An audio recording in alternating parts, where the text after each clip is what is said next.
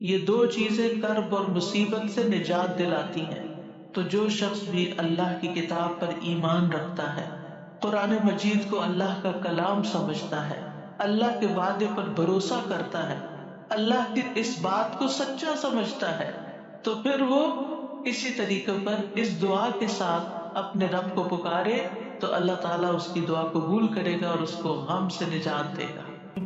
بسم اللہ الرحمن الرحیم، رب اشرح لی صدری ویسر لی امری واحلل عقدۃ من لسانی یفقهوا قولی، سبحان اللہ وبحمدہ، سبحان اللہ العظیم، سبحان اللہ وبحمدہ، سبحان اللہ العظیم۔ پاک ہے اللہ اپنی تعریف کے ساتھ، پاک ہے اللہ جو بڑا عظمت والا ہے۔ اللہم صلی علی محمد وعلی آل محمد کما صلیت علی ابراہیم وعلی آل ابراہیم انک حمید مجید۔ اللہم بارک علی محمد وعلی آل محمد کما بارکت علی ابراہیم وعلی آل ابراہیم انک حمید مجید۔ اللہ سبحانہ وتعالیٰ نے اس دنیا کو مشقتوں اور مصیبتوں کا گھر بنایا ہے تاکہ انسان کی آزمائش ہو سکے۔ اللہ تعالیٰ نے انسان کی تخلیق کی حقیقت بیان کرتے ہوئے فرمایا، لَقَدْ خَلَقْنَا الْإِنسَانَ فِي كَبَدٍ، بلا شبہ یقیناً ہم نے انسان کو بڑی مشقت میں پیدا کیا ہے، اور اس مشقت سے مراد وہ سختیاں اور مشقتیں ہیں جو انسان اس دنیا میں برداشت کرتا ہے، اور وہ مشقتیں بھی جو برزخ میں ہوں گی، قبر میں ہوں گی، اور وہ جو قیامت کے دن اس کو برداشت کرنا ہوں گی۔ یعنی انسان کی زندگی کا سفر مشقتوں کا سفر ہے، اور اس ریالٹی کو ایکسپٹ کر لینا چاہیے۔ ہاں، اگر کوئی اللہ تعالیٰ کی اطاعت اور فرما برداری میں یہ زندگی بسر کرتا ہے اور ان تکلیفوں پر ناراض نہیں ہوتا، ان آزمائشوں میں کامیاب ہو جاتا ہے، تو انشاءاللہ موت کے ساتھ ہی اس کی راحتوں بھری زندگی شروع ہو جائے گی اور آئندہ کے لیے اس کی مشقتیں ختم ہو جائیں گی۔ مشقتوں سے پاک، مصیبتوں اور تکلیفوں اور آزمائشوں سے پاک جگہ تو صرف جنت ہی ہے، اور دنیا جنت ہو نہیں سکتی، چاہے انسان اس کو جتنا بھی جنت بنانے کی کوشش میں لگا رہے۔ تو اس دنیا میں رہتے ہوئے اس حقیقت کو جان لینا چاہیے کہ یہاں امتحان ہوں گے، تکلیفیں ہوں گی، آزمائشیں ہوں گی، غم ہوں گے۔ ضرورت اس بات کی ہے کہ ہمیں طریقہ آتا ہو کہ ان غموں، مشکلات، تکلیفوں سے نمٹنا کیسے ہے، یعنی اس کے لیے اپنے آپ کو جہاں کہیں غم پاس آئے، کہیں رونا آئے، کہیں دکھی ہو، اللہ تعالیٰ کا یہ فرمان یاد کر لے، اور ہے بھی عورت کے لیے، وَلَا تَخَافِي وَلَا تَحْزَنِي، اپنے آپ کو خود یاد کرائے، وَلَا تَخَافِي وَلَا تَحْزَنِي، کہتے رہے، وَلَا تَخَافِي وَلَا تَحْزَنِي، نہ خوف کرو، نہ غم کرو، اللہ ہے نا، اللہ مشکل آسان کر دے گا۔ یونس علیہ السلام نے جس دعا سے مدد لی وہ یہی دعا تھی جو ان آیات میں بیان ہوئی ہے، لا الہ الا انت سبحانک انی کنت من الظالمین۔ تو بہرحال اللہ سبحانہ وتعالیٰ نے ان کی دعا سن لی، انہیں غم سے نجات دی۔ دعا مانگنے کا بھی ایک سلیقہ ہوتا ہے، بے روح دعائیں، بس صرف الفاظ کا دہرا دینا، کبھی چپ کر کے دل میں دہرا لینا، کبھی زبان سے لفظ نکالے بغیر صرف منہ سے بول دینا، یہ کافی نہیں ہوتا، بلکہ اس کے لیے بہت ضروری ہوتا ہے کہ انسان اپنی آہوازاری ظاہر کرے، اللہ سبحانہ وتعالیٰ کے آگے اپنی بے قراری کو بیان کرے، اور اپنی کیفیت اور اپنے غم اور اپنے دکھ کی داستان سنائے، اور محنت کرے دعا میں۔ ہم دعا میں محنت نہیں کرتے، ہم ایک آدھ دفعہ بس کر لیتے ہیں، کبھی تھوڑا بہت آنسو بھی آ گئے، تھوڑا بہت رو پڑے اور بات ختم ہو گئی، اور پھر کہا ہم نے تو بڑی دعا کر لی، ہماری تو سنی نہیں جاتی۔ یونس علیہ السلام نے یہ آیت کریمہ کیسے پڑھا تھا، اور ہماری قوم میں کیسے رواج ہے آیت کریمہ پڑھنے کا؟ یعنی باتیں بھی چل رہی ہوتی ہیں اور گٹنیاں پھینکی جا رہی ہوتی ہیں، اور 1.25 پورا کرنا ہوتا ہے، اور کوئی صحیح پڑھ بھی رہا ہوتا ہے اور کوئی اس کے پروننسیشن بھی نہیں جانتا، اور کچھ سے کچھ اس کو پڑھ رہا ہوتا، پھر یہ کہ توقع رکھتے ہیں کہ اب ہم نے 1.25 پڑھ کے دے دیا ہے تو ہماری مشکل ضرور آسان ہو جائے، حالانکہ بات 1.25 کی نہیں، اور قرائن سے کہیں یہ پتہ نہیں چلتا کہ یونس علیہ السلام نے 1.25 پورا کیا تھا اور جب وہ اس سے نکلے تھے. ہو سکتا انہوں نے چند ہی بار پکارا، لیکن پوری تکلیف میں جب کراہتے ہوئے روتے ہوئے پکارا تو اللہ سبحانہ تعالیٰ نے اس دعا کو سن لیا. تو ہم سب کو بھی چاہیے کہ اپنی دعاؤں کے اندر رقت پیدا کریں، خشوع پیدا کریں، عاجزی سے دعا مانگے، رو کے دعا مانگے. جو بھی مشکلات اٹکی ہوئی ہیں، جو بھی مسائل ہمارے ارد گرد ہم پہ چھائے ہوئے ہیں، جن چیزوں کی طرف سے بھی ہم پریشان ہیں، جو بھی غم، ہم، حزن اور مستقبل کے فکر اور پریشانیاں، جو چیزیں بھی ہماری زندگی میں عام ہو رہی ہیں، ان سب کو دور کرنے کے لیے ہم اللہ کو پکارے اور خوب پکارے. ہم پر جب کوئی مشکل آتی ہے تو بعض اوقات انسان سوچتا ہے کہ یہ مشکل ایک دفعہ آئی ہے، پھر آ گئی ہے، یہ کیا ہو رہا ہے میرے ساتھ، یہ کیوں آ رہی ہے؟ ضرور میں نے کوئی ایسی غلطی کی ہے. پھر انسان استغفار شروع کر دیتا ہے اور آیت کریمہ کا ورد شروع کر دیتا ہے کہ کوئی مصیبت اللہ کے اذن کے بغیر نہیں آتی. یہ اگر مشکل آئی ہے، مصیبت آئی ہے، تو ضرور اس کے پیچھے کوئی وجہ ہے. تو آپ دعا کر سکتے ہیں کہ یا اللہ مجھے میری غلطی دکھا دے، مجھے میرا جو بھی گناہ ہے مجھے اس کی یاد آ جائے، مجھے اس کی سمجھ آ جائے، میں اس کو چھوڑ دوں، تو اس کو معاف کر دے. تو استغفار کی کثرت جو ہوتی ہے وہ انسان کو مشکلات سے نجات دیتی ہے. جس کے دل پر کوئی بھی غم ہے کسی بھی چیز کا، اولاد کی طرف سے، ازواج کی طرف سے، یا مال کی طرف سے، یا کسی بھی طرح کا کوئی غم، ہم، فکر، پریشانی، اس کو انہی کلمات کو لازم کر لینا چاہیے اور اسی جذبے کے ساتھ پڑھنا چاہیے جس جذبے کے ساتھ یونس علیہ السلام نے پڑھا تھا. وَنَجَّيْنَاهُ مِنَ الْغَمِّ، اس وقت وہ غم میں گھرے ہوئے تھے تو اللہ نے ان کو نجات دے دی.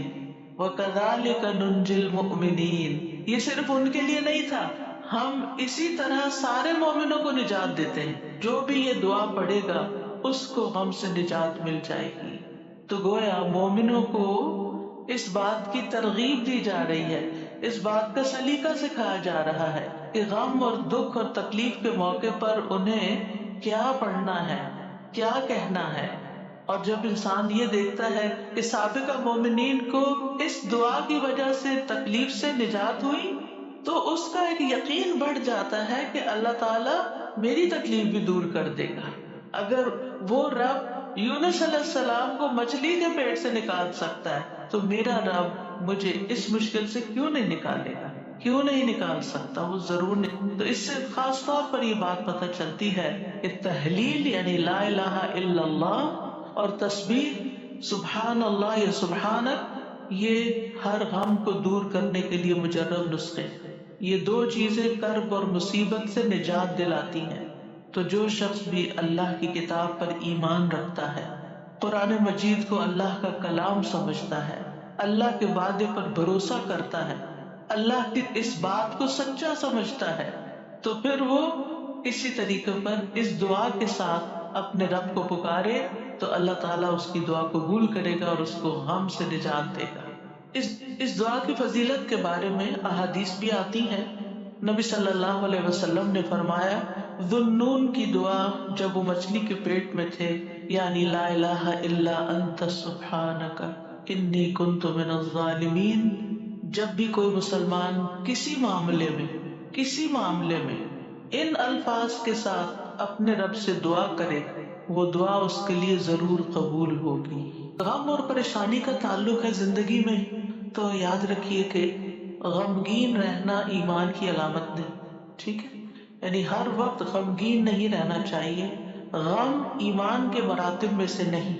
ابن قیم رحمہ اللہ کہتے ہیں جان لیں غم راستے کی رکاوٹوں میں سے ہے. یعنی اللہ کی طرف جانے والا جو راستہ ہے، سالک کہتے ہیں نا جانے والے کو، آپ نے سنا ہوگا لفظ سالک. تو اللہ کی طرف جانے والا جو راستہ ہے، غم اس راستے کی رکاوٹ ہے. غم آپ کی ہمت، طاقت، صلاحیت کو کم کرتا ہے، آپ کی عبادت میں رکاوٹ ڈالتا ہے. آپ نماز شروع کر لیتے ہیں، آپ کو پتہ ہی نہیں ہوتا کہ کیا پڑھ رہے ہیں. آپ دعا مانگنے لگتے ہیں، آپ کو دل اڑا ہوا ہوتا ہے، آپ کو سمجھ نہیں آتی آپ کیا بول رہے ہیں.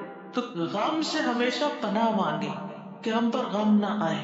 وہ کہتے ہیں یہ ایمان کے مراتب اور مقامات میں سے نہیں، اور نہ ہی اللہ کے راستے پر چلنے والوں کی منازل میں سے ہے۔ یہی وجہ ہے کہ اللہ نے کسی ایک جگہ پر بھی غم کرنے کا حکم نہیں دیا، صبر کا حکم دیا، شکر کا حکم دیا، توکل کا دیا، لیکن غم کرنے کا حکم نہیں دیا کہ غم کرو، غمگین رہو، اور نہ ہی غم کی کہیں تعریف فرمائی ہے، بلکہ غم سے منع کیا ہے۔ غم مصیبتوں میں سے ایک مصیبت ہے، اور ہمیں دعا کرتے رہنا چاہیے کہ اللہ تعالیٰ اس مصیبت کو ہم سے دور ہی رکھے۔ یہی وجہ ہے کہ جنتی لوگ جنت میں پہنچ کر کیا کہیں گے؟ الحمدللہ الذی اذھب عنا الحزن، سب تعریفیں اللہ کے لیے ہیں جس نے ہم سے غم دور کر دیا۔ یعنی جنتی جنت میں جا کر جس چیز سے خوش ہوں گے وہ کیا کہ جنت میں غم نہیں ہے، کوئی پریشانی نہیں ہے۔ اللہ سبحانہ و تعالیٰ بندے کو غمگین ہونے سے منع فرماتا ہے۔